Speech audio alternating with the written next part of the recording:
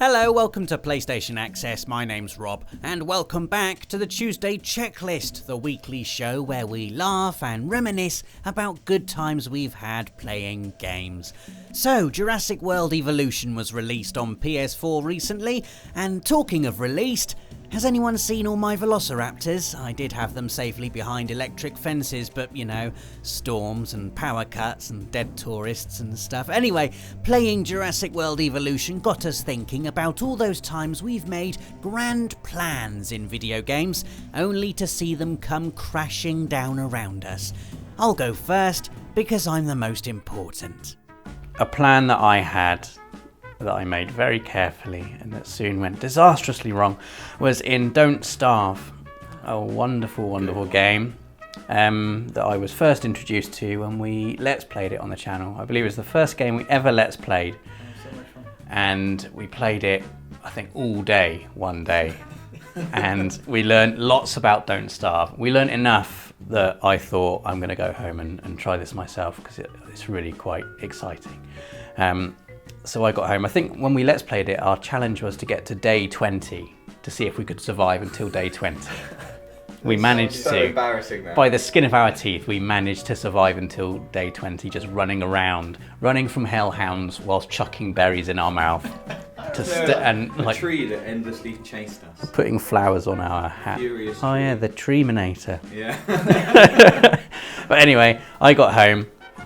And I knew from experience from our Let's Play that the first thing we needed to do was to build a good base and get a fire pit down and get some farms going. So the first thing I did was collect materials for a science machine and a fire pit, and I built myself, I think, 4 or 5 nice farms, and I had lots of vegetables growing. So I think by day 15 I had like a really a constant and steady supply of big fat vegetables that I could eat all the time, and I was never hungry. I was enjoying my life. Like, I was never in a place where I was, you know, on the edge. I was never even close to being dead. And then at day 20, it transitions to winter, and then the game becomes very different indeed. And I knew winter was coming. Well, it was Game of Thrones. Unintentional Game of Thrones reference there. I didn't actually plan that, just came out. Look at that. Well, maybe I'm a Stark, really, in another life. But winter came, and it started okay, and all of a sudden my crops started failing, which I hadn't anticipated, wow. Which I probably should have done. You know, in the cold weather, the vegetables don't really grow. It's like, oh man, I'm gonna have to go out hunting rabbits and live prey to get myself through the winter. It gets really, really cold when you're out. If you're not next to a fire in winter at night, you die quite quickly. All of a sudden, out of nowhere, this thing called a deerclops arrives, which is about a 30-foot tall deer monster with one eye. You might have guessed from the name Deerclops. Yeah. And all it does is it stomps about, just destroying everything. Just like stomped into my farm, just destroyed all my farm, destroyed all my fences. What are you supposed to do about that? Like, what are you supposed to do? Was it even aware of it? Was it trying to get you? Or was it got me in the end, yeah. Oh yeah. It was like, was that its intention, or was it? I don't know. You know? I haven't seen the Deerclops again. Right. Have you got to day 29 again? I think I did a couple of times after, but never really made it out of winter. The thing it destroyed most was my morale. Yeah. And my will to continue. You know, I've since seen people's Don't Starve bases, you know, on YouTube, and their production lines they've got are just, you know, insane. Like, they get to the point where they don't even have to play anymore. They're just going along. Oh, Deerclops coming, I'll get in my special reinforced, you know, tank house with friggin' banana cannons on it. That's not actually in Don't Starve, but that's what it seems like. And I realised that, you know, my plans were just, you know, nothing. A pathetic little square of vegetation with a wooden fence around it in the middle of winter against the Deerclops was, you know, not good enough. So, yeah, that was my plan. A valuable lesson. Yeah. Okay, the game I'm going to talk about is XCOM 2, which is one of the best games on PS4. That's a fact. That's a Dave fact. And happy news for everybody. If you haven't played XCOM 2, or if you have played XCOM 2, It's still, either way, it's available right now as a monthly game on PlayStation Plus. So you should go and get it right now whilst I'm talking about it, and then experience what I have experienced. So I've talked about XCOM 2 before. You get to make a squad. It's like a turn-based kind of strategy game. And I made the Access team. We've talked about it. It's hilarious, but the particular time I'm going to talk about it, I mean, what I'm saying is there are many plans I've made in XCOM 2 that have gone horribly, horribly wrong. But today I'm taking a slightly different angle on it and talking about playing it at EGX last year on stage. And my plan was to play it with the creative director of Firaxis, Jake Solomon, which I thought was a solid plan. What can go wrong? He really knows his game, you know, really, really well. So I thought this was a surefire hit to win.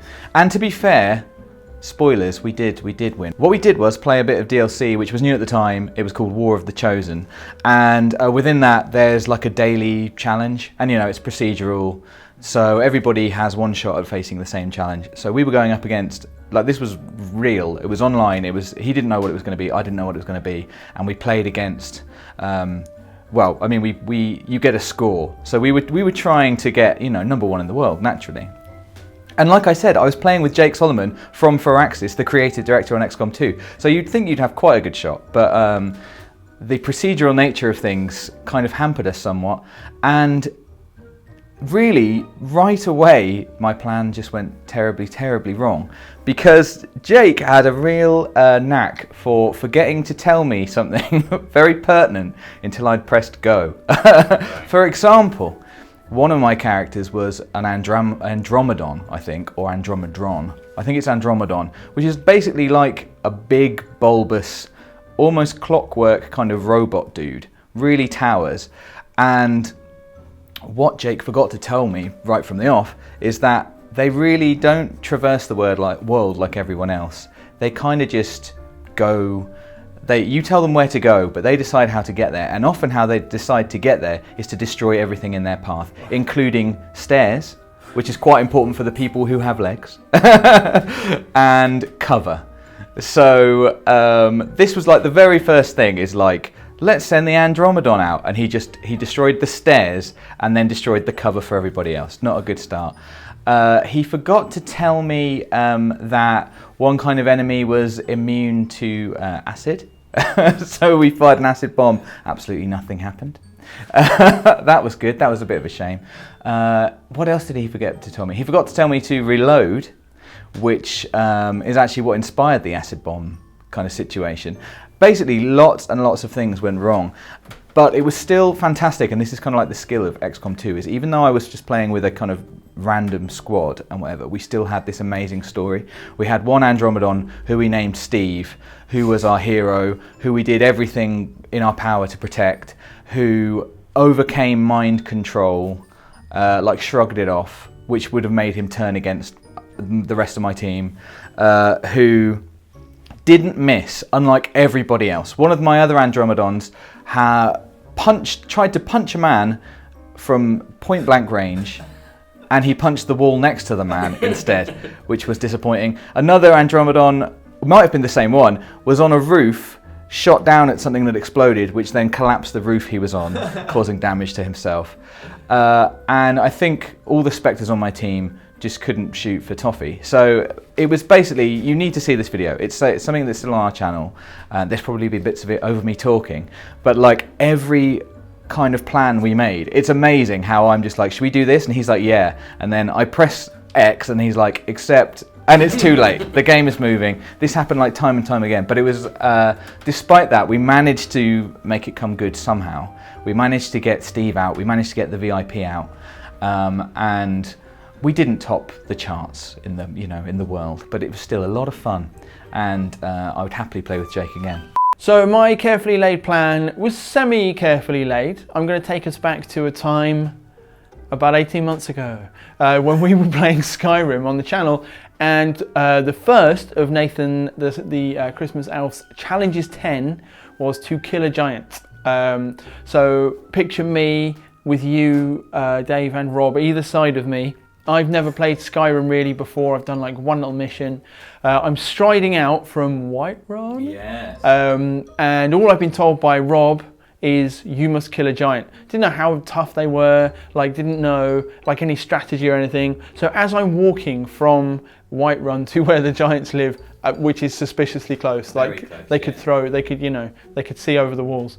I'm concocting a plan, and you guys are kind of helping me out a little bit, but my plan is basically I will shoot an arrow at the giant, then run away, and then maybe get some guards involved.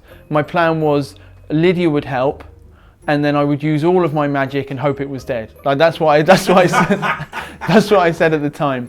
And then we do a bit of like scouting of the area. So my plan expands. It's the same basic plan: pull the giant, kill the giant.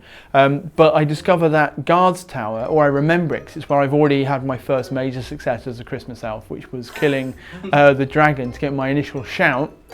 But the problem is, I want to scope out the tower. I'm not really familiar with the buttons just yet. So as I'm going into the tower, there's 3 guards kind of laughing at me, telling guard jokes. I forgot about this. And I accidentally pressed the shout button, and I shouted them all, and it made them furious. So I had to run away. Lydia starts fighting with them immediately, proper combat. Loyal Lydia. I run up with like the little broken down bit of wall, and Dave and Rob, your advice is if you calmly stop and tell them you're the Thane, they will stop fighting you. And they get me down to like barely any kind of health, and you're like, I don't think they're going to stop fighting you. You're going to have to run away. So then my plan becomes abandon Lydia, and I was quite worried about Lydia being dead forever because that happened to you, right, Rob? So I didn't want. I thought there might be a Lydia challenge coming up. I thought I might need Lydia. I wish we had Lydia. That would have been great. So I was like, my new plan was just like this guard would not. There's one of them just would not let up, and he was like firing arrows at my back, and I was using all of my magic to heal myself. Used all of my potions. I finally got close enough to the giant that I did start to draw him towards me. My plan was get him to fight the guard. I'll run back to the tower, save Lydia, and then I can confront the giant and I can do my plan, which is use all my magic, hope he's dead. Sound plan. And instead what happens is we bicker about the best way for me to heal myself for about, I'd say, nearly 5 minutes. I keep on pausing it. At one point, I pause it facing a rock so I can get because I'm worried about like going through the shortcut menu and like the in-game time that would take to get the healing up. So I do that in pause, turn around, the giant is right there, and I scream like a child. And as I'm running back towards the tower, the guard stabs me in the back and I die. I knew that there was a bad ending, I couldn't remember what it was. Well, and the grim thing is, you guys let me do a reload because it was deemed unacceptable that I hadn't killed the giant. So the next one goes quite bad. There's only one guard in the doorway, so I scope it out and I'm like, pretty safe in here. Didn't make any jokes this time about you? No, he didn't know. I think without his mates, he wasn't feeling as sure of himself. So I did pull the giant over. Right, it took a few times because he kept on getting bored. I had to go back and get him, and I was too scared to turn around while I was running away. So I'd run all the way to the tower, then turn around, notice that he was only halfway, and he turned back. Go and get him. The guard steps down. He minces the guard, takes like 2 hits, and he clubs him to death, and then stamps on him. Like really, it's really mean. I remember that bit. It's horrible. And then Lydia is nowhere to be found. So I spend about 5 minutes just shooting arrows at the giant's head. I remember this. While it can't get me through the doorway. It was very disappointing. I mean, you did exactly as we'd asked. I killed the giant. I couldn't be angry at you. Yeah. But it was still... But then I went outside to try and use my sword, and you were both like, what are you doing? Because one hit. Nearly died. I did really nearly die, yeah. But then I won, and that was the first victory of Nathan the Christmas elf. But it First of some. It had already gone wrong. Yeah, the first of 1 or 2. So yeah, that was it. Guys, you put me in a really difficult position this week because when I play games, the plans rarely go wrong, if ever. Like Mass Effect 2, my whole squad survived, easy.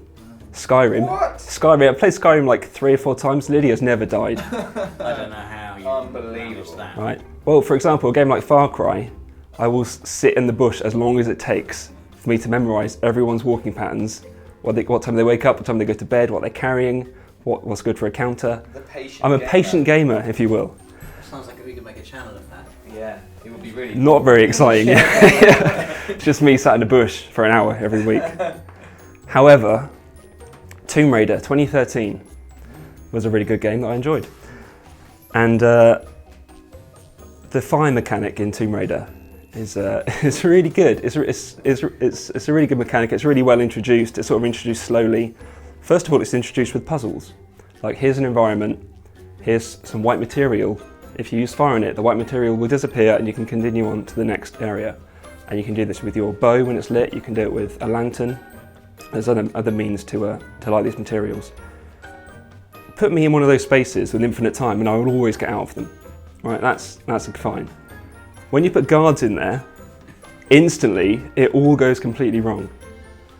So I enter the space, I can see some guards, I'm hiding behind a box thinking, okay, what are people doing? I can find a lantern, and you read the room and you think, right, what they want me to do here is to use the fire mechanic I've just learnt about to clear out these 4 or 5 guards. 9 times out of 10, that lantern would end up at my feet, exploded, I would be on fire, the guards have seen me, I'm trying to run away, the guards also throw explosive things at you, which causes more fire, and then you end up under buildings and scaffolding that's got like the white sheet on it, which catches fire, falls on top of you, so now I'm getting damaged by fire from all angles. So I think it's just the stress of having guards around just completely changes my perception of that room. But what was your plan, Dan, to do well? Of course the plan was to do well. You just, because I've had to be given these... Why did you keep dropping the lantern? I don't know, man, it's just pressure, isn't it? It's just pressure of it could go wrong, and it has gone wrong. Yeah. Because I've just pulled the trigger too early, I've just faced the wrong way, I've been distracted by something else. Oh, I'm on fire. The plan was not to be on fire, then. Yeah, well, Obviously. I know, but I'd expect more from the patient gamer. Maybe I'm still not patient enough, maybe that's the answer. Yeah. Just need to work at being more patient. Wait for even longer. Did you get better at fire throughout the game, or did you try and use it sparingly? There was maybe like 1 time in 10 that I pulled it off how I wanted to. But I think I sort of envisioned like how things are going to play out. I think, right, there's 4 guards, I'll throw this, then I'll do that, then I'll do that. It's like chess, you know, you have to work out how you're going to play the space. But as soon as the first move goes wrong, just panic stations. In a way, it's a great advert for how dangerous fire can be, isn't it? Yes. It's really dangerous. Weirdly, they tell you at school quite a lot about what to do when you catch on fire. Yeah. And I thought it would be a lot more of an issue. Stop rock and roll. Yeah, it's never happened to me You don't so usually far. have people throwing explosives at you as well, whilst on fire. Not at school. That is true. No, It's like Or in the real world. Yeah. overkill, isn't it, by the guards? They've seen you by means of you being lit up because you're on fire, and they still feel the need to. Don't forget though, Rob, Bunch of explosives. that Things person lit themselves on fire. If someone was infiltrating my base whilst on fire, I would definitely throw explosives at them too. This guy's a nutter! What's that woman doing? I was trying to turn around and shout at a guard, and I think I absolutely nailed like a bowl of apples. I remember the apples everywhere. That went so wrong. That was another plan that went very wrong. I could have done that one. Could have done 10 of these. Yeah, that's true. Yeah, challenges 10 that went wrong. Yeah, you really were useless at that game, weren't you, Nath? Let us know in the comments about any of your plans that failed spectacularly. Give us a like if you enjoyed the video, and subscribe if you haven't yet for more of these videos every week. Thanks for watching.